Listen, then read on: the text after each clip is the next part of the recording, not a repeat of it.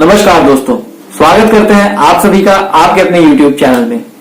आप लोगों में से बहुत सारे व्यूअर्स ऑनलाइन इनकम करने का तो सोचे ही होंगे और ऐसे में आप सभी ने बिटकॉइन के बारे में जरूर सुना होगा। तो आज के इस वीडियो में हम लोग बात करने वाले बिटकॉइन क्या चीज है, इसको क्यों बनाया गया, किस लिए बनाया गया, इसके एडवांटेजेस क्या है, इसकी डाउनसाइड्स क्या है, क्या हमें इसमें इन्वेस्ट करना चाहिए, क्या इंडिया में बिटकॉइन लीगल है और करना चाहिए तो कैसे करें और कितना करना चाहिए। तो शुरू करते हैं। अगर मैं आपको बहुत ही कम शब्दों में बताऊं तो बिटकॉइन एक डिजिटल एसेट या डिसेंट्रलाइज्ड करेंसी है। यहाँ पे मेरा डिजिटल एसेट से ये मतलब है, एसेट जैसा कि आप सभी जानते हैं कोई भी ऐसी चीज जिसकी मार्केट में कुछ वैल्यू हो, जैसे कि आपका घर, गोल्ड, कार, जिसे आप मार्केट में देते हैं तो इसके बदले आपको पैसा मिलेगा। इसी तरह बिटकॉइन, इसे आप मार्केट में देंगे पूरे वर्ल्ड में कहीं पे भी तो इसके बदले आपको पैसे मिल सकते हैं। और डिजिटल इसलिए क्योंकि आपके घर, गाड़ी या बंगले की तरह ये फिजिकली प्रेजेंट नहीं रहेगा, ये आपके हार्ड डिस्क में रहेगा जिसे आप फिजिकली टच या देख नहीं सकते फिजिकली। और डिसेंट्रलाइज्ड करेंसी इसलिए क्योंकि आप इसे पेमेंट मेथड की तरफ यूज कर सकते हैं। इसे आप कुछ बिटकॉइन देके आप इसके बदले कहीं पे जैसे स्विट्जरलैंड में घर भी खरीद सकते हैं। और डिसेंट्रलाइज्ड इसलिए क्योंकि इसके ऊपर किसी सेंट्रल अथॉरिटी का कब्जा नहीं होता है, जैसे कि बाकी करेंसी जैसे हमारी रुपी हो गई, डॉलर हो गई, यूरो हो गई, सबके ऊपर एक सेंट्रल अथॉरिटी है जो कि इसे कंट्रोल करती है। जैसे हमारी रुपी के ऊपर है RBI, reserve bank of India, जो कि डिसाइड करती है कि हमारे कितने नोट छपेंगे और हर एक रुपी की कितनी वैल्यू होगी। इसी तरह डिसेंट्रलाइज है हमारा बिटकॉइन। बिटकॉइन की वैल्यू कोई सेंट्रल अथॉरिटी डिसाइड नहीं करती है, बल्कि बिटकॉइन की वैल्यू जो लोग यूज कर रहे हैं वो डिसाइड करते हैं। तो आप ये कह सकते हैं कि कल को ऐसा नहीं होने वाला है कि कोई आएगा रात को और कह देगा कि कल से सारे बिटकॉइन डिमोनेटाइज कर दिए जाते हैं। तो आगे जानते हैं बिटकॉइन और क्या है, इसे किसने बनाया। तो शुरू करते हैं। Year 2009, Satoshi Nakamoto. This is the name that comes in front whenever we talk about Bitcoin, because he is said to be the inventor of Bitcoin. Who is he? Where he is from? Is he a single person or a group of men? We don't know at all because he is totally anonymous. तो बात करते हैं bitcoin बनाया क्यों गया। सन 2008 का financial crisis, bank की छोटी बड़ी गलतियों की वजह से बैंक डूब गए, जिसका भारी भरकम नुकसान आम टैक्स पेयर्स व आम लोगों को चुकाना पड़ा। तो ऐसी छोटी बड़ी गलतियों की वजह से आम आदमियों को काफी बड़ी नुकसान का सामना करना पड़ा। और इसी की वजह से लोगों के मन में आया कि क्यों हम ऐसा सिस्टम बनाए जो कि ना बैंक और ना ही गवर्नमेंट के कब्जे में हो, जो कि टोटली डिसेंट्रलाइज हो, जिसका बैंक और गवर्नमेंट की गलतियों से उस पर नुकसान ना पड़े, पूरा सिस्टम क्राइसिस ना हो, पूरा सिस्टम फेल ना हो।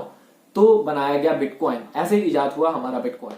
बिटकॉइन की लीगल स्टेटस को लेके बहुत ही गलत खबरें फैलाई गई हैं हमारे पूरे देश भर में, स्पेशली इस बजट 2018 के बाद, जिसमें हमारे finance minister mister Arun Jaitley ji ने साफ शब्दों में कहा था कि बिटकॉइन एक लीगल टेंडर नहीं है, जिसका साफ शब्दों में यह मतलब है कि बिटकॉइन में हम लोग ट्रेड कर सकते हैं, इसे खरीद सकते हैं, लेकिन इसे एज अ पेमेंट मेथड नहीं यूज कर सकते हैं। जैसे कि आप गोल्ड भी एक लीगल टेंडर नहीं है, लेकिन इसे खरीदना बेचना यह लीगल है। आप किसी रेस्टोरेंट में जाते हैं, आप वहां खाना खाने के बाद गोल्ड के थ्रू पेमेंट नहीं कर सकते। उसी तरह हमारा बिटकॉइन भी है, इसमें आप ट्रेड कर सकते हैं, इसे खरीद सकते हैं, इसे बेच सकते हैं, लेकिन आप इसे पेमेंट मेथड की तरह यूज नहीं कर सकते हैं।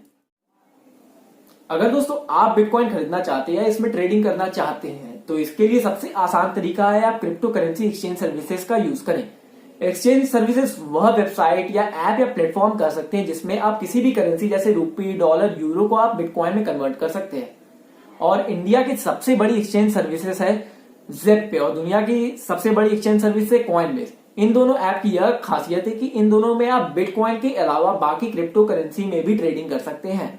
अगर आप इंडिया में हैं तो मैं आपको यही सजेस्ट करूंगा कि आप ज़ेप का यूज करें, क्योंकि इसका यूजर इंटरफेस बहुत ही आसान है, इसे कोई भी यूज कर सकता है और इसमें आप बिटकॉइन के अलावा बाकी भी क्रिप्टो करेंसी में एक्सचेंज कर सकते हैं।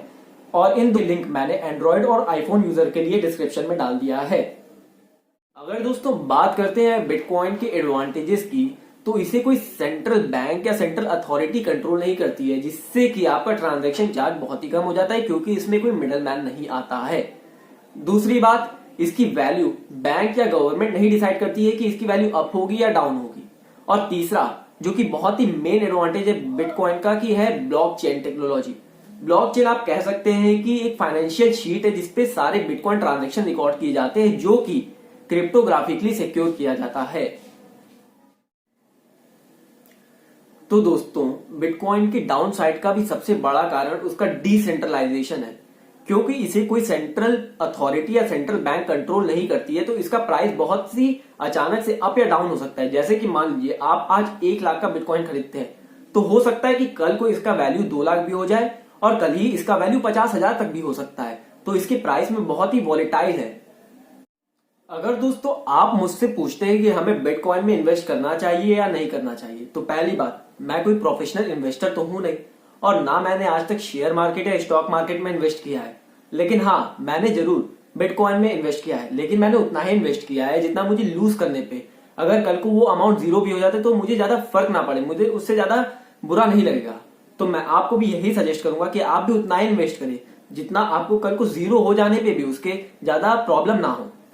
तो अगर आपको मैं ये बात बताऊं तो बहुत लोग बिटकॉइन में ऐसे एज अ इन्वेस्टर भी इन्वेस्ट करते हैं, जैसे कि गोल्ड या प्रॉपर्टी में करते हैं, यह उम्मीद करके कि कल को वो अमाउंट दुगना हो जाएगा। और ऐसा हो भी सकता है और नहीं भी हो सकता है, इसकी कोई एश्योरिटी नहीं है। और अगर आपको इन्वेस्ट करना है बिटकॉइन में, तो सबसे अच्छा रीजन ये होना चाहिए कि आप ये बिलीव करते हैं कि बिटकॉइन कल को एक अल्टरनेटिव फाइनेंशियल सिस्टम बना सकता है। जैसे कि हमारा रुपी, यूरो, डॉलर, ये सब एक फाइनेंशियल सिस्टम है, उसी तरह बिटकॉइन भी एक पेमेंट का मेथड हो सकता है। ये सबसे बढ़िया रीजन होना चाहिए आपको इसमें इन्वेस्टमेंट करने के लिए। तो इसी के साथ मैं आज की इस वीडियो को विराम देना चाहूंगा। आशा है कि आपको कुछ ना कुछ सीखने को जरूर मिला होगा। तो प्लीज मुझे सपोर्ट करें, लाइक करें और शेयर जरूर करें और सब्सक्राइब भी करें।